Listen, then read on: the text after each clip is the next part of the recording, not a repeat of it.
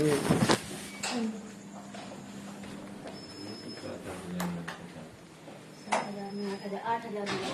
बात हो गई भैया?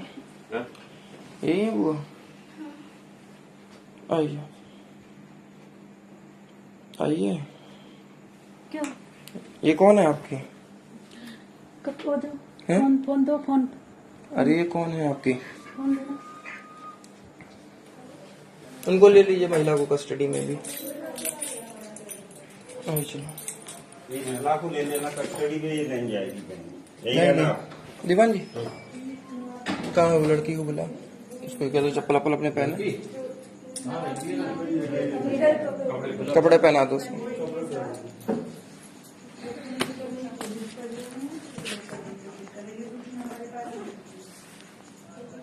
साथियों नमस्कार।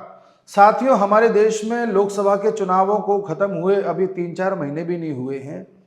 कुछ पार्टीज जिनको अचानक से कुछ सीटें मिल गई, चाहे वो सपा हो चाहे कांग्रेस हो, उन्होंने इन थोड़ी सी मिली हुई सीटों का इस तरह दुरुपयोग करना स्टार्ट किया है, इस तरह अपना रंग दिखाना स्टार्ट किया है कि जिससे सुनकर, जिसके बारे में जानकर हैरानी होती है कि अगर ये लोग सत्ता में आ जाते तो क्या करते। उदाहरण है समाजवादी पार्टी। समाजवादी पार्टी का मैंने एक वीडियो बना करके डाला था जिसमें मैंने बताया था कि किस प्रकार मोहिद खान नाम का सपा का नेता अयोध्या में रह करके बच्चियों के साथ दुष्कर्म करता था। वो तो एक पीड़िता का मामला ज्यादा बढ़ गया तो वो सामने आया, उसको अब जेल में डाल दिया गया है, उसकी संपत्ति पर बुलडोजर चल चुका है। ये खबर अभी पुरानी हुई भी नहीं थी कि एक और सपाई समाजवाद फैलाता हुआ पकड़ा गया। ये बात है अब कन्नौज की। कन्नौज में जहां से अखिलेश यादव एमपी बने हैं, इनसे पहले डिंपल यादव भी वहां पर एमपी रही हैं। उन्हीं का, अखिलेश यादव को डिंपल यादव का राइट हैंड है एक उनका नेता जिसका नाम है नवाब सिंह यादव। नवाब सिंह यादव सपा का इतना करीबी है कि आप कोई भी फोटो उठा करके देख लीजिए, हर फोटो में सपा के मामले में वो अखिलेश यादव के साथ ही दिखाई देगा। नवाब सिंह यादव एक टाइम पर डिंपल यादव का जनप्रतिनिधि रहा है। जनप्रतिनिधि का मतलब होता है कि डिंपल यादव हर वक्त तो कन्नौज में नहीं रहेंगी, तो कन्नौज में उनके बिहाफ पर लोगों की जो बातें सुनता है, शिकायतें सुनता है, वो जो आदमी होता है, जो मेन आदमी भरोसेमंद होता है, वो रहा है। और नवाब सिंह यादव पर जो मामला सामने आया है कि उन्होंने अपने कॉलेज में, उनका कॉलेज है, उनका क्या, उसका कॉलेज है, होटल है, न जाने कितनी संपत्तियां हैं, वहां पर एक लड़की को नौकरी देने के बहाने बुलाया। लड़की अपनी बुआ के साथ पहुंची और उसके साथ वहां पर दुष्कर्म किया गया। हल्का फुल्का वीडियो भी जारी हुआ है जिसमें ये दिख रहा है कि वो किस अवस्था में बैठा है। अब हालांकि प्रश्न ये उठेगा कि उस लड़की को आधी रात को 11 बजे जाकर के नौकरी मांगने की क्या जरूरत थी, इस पर सवाल है। लेकिन हो सकता है कुछ नौकरी देने वाले इस प्रकार से भी प्रलोभन देते हैं कि देखो दोपहर में आओगे तो सबकी नजरों में रहेगा, हम तुम्हारा ही काम करा देंगे, तुम आ जाना। लड़की की गलती रही है कि उसे नहीं जाना चाहिए था इस टाइम, लेकिन इसका मतलब ये नहीं है कि नवाब ने समाजवाद फैलाने में कोई कमी छोड़ी हो। 15 साल की लड़की के साथ दुष्कर्म किया है, मेडिकल की जांच में भी सामने आ चुका है, पुलिस ने इसको गिरफ्तार कर लिया है। लेकिन समाजवादी पार्टी इस चीज से पल्ला झाड़ रही है, कह रही है वो तो हमारा नेता है ही नहीं, वो तो पहले था अब नहीं है, हमने उसे निकाल दिया था, पार्टियों के खिलाफ गतिविधि करते हुए पकड़ा गया था इसलिए। और जबकि झूठ बोल रही है। इन्हीं की पार्टी की जूही सिंह नाम की एक नेता है, उन्होंने कल ही बोला है कि वो हमारा ही नेता था, बहुत पुराना नेता है। और उन्होंने, जूही सिंह ने तो ये तक कह दिया कि लड़की का नार्को टेस्ट होना चाहिए कि लड़की झूठ तो नहीं बोल रही। मतलब मेडिकल टेस्ट हो गया, वो सब कुछ बयां कर रहा है, वो नहीं मानेंगी, नार्को टेस्ट करिए जी। नवाब सिंह समाजवादी पार्टी के पुराने नेता हैं और अभी मैंने वहां के एसएसपी की बाइट सुनी इस पर। कौन सी नौकरी थी जो 15 साल की बच्ची जो है वो रात में उनसे मांगने गई थी और सुबह उनकी बुआ की भी बात हो गई थी, 4-5 साल से वो जानते भी थे।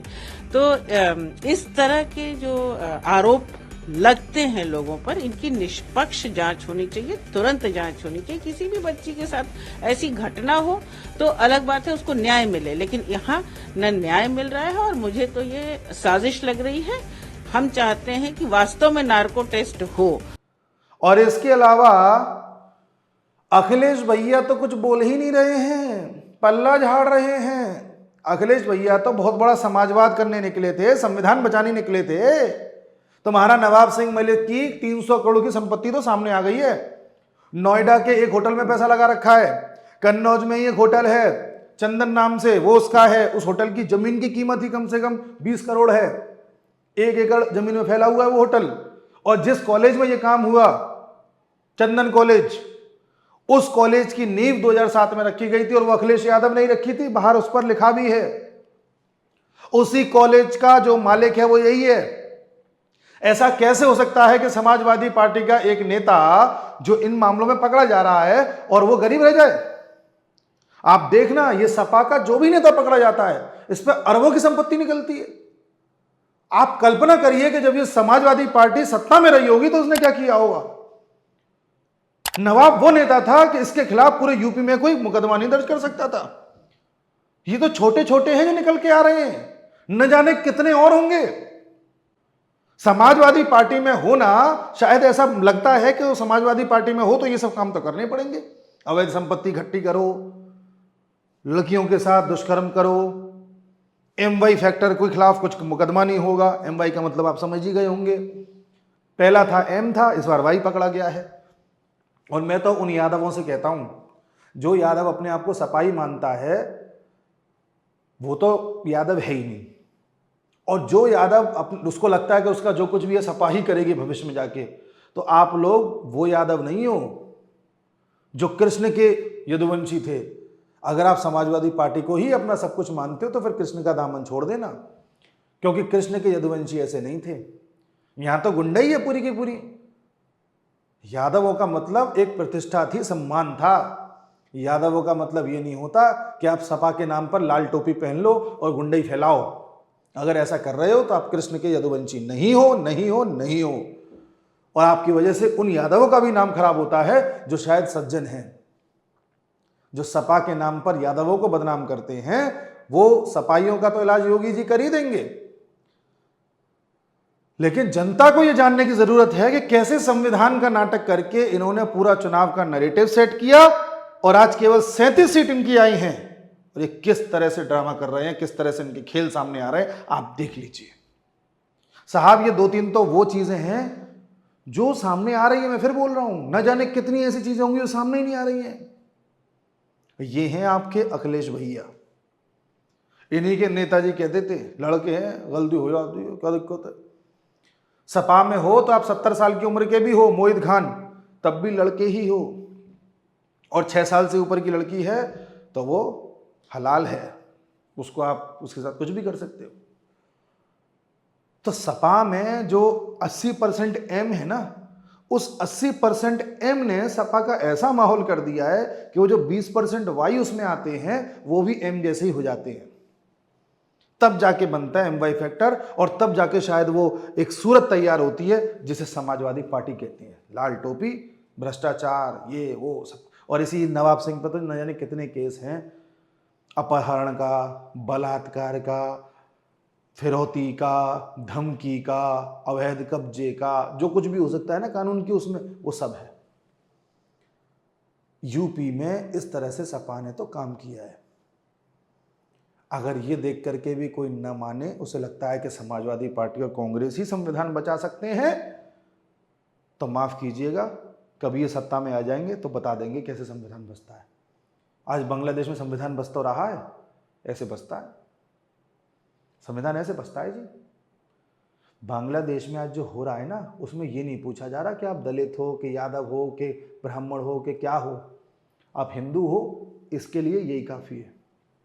तो यहाँ आपको जो जातियों के नाम पर बांटा जा रहा है ना, वो सिर्फ इसलिए ताकि आप उस पार्टी को सत्ता में ले आए जो आकर के कल को तुम्हारे साथ ही ऐसा करेगी। वो तुमसे जाति पूछ के नहीं करेंगे कुछ भी। आज तुम्हारी जाति का सहारा ले रहे हैं सिर्फ और सिर्फ इसलिए क्योंकि उन्हें सत्ता में आना है।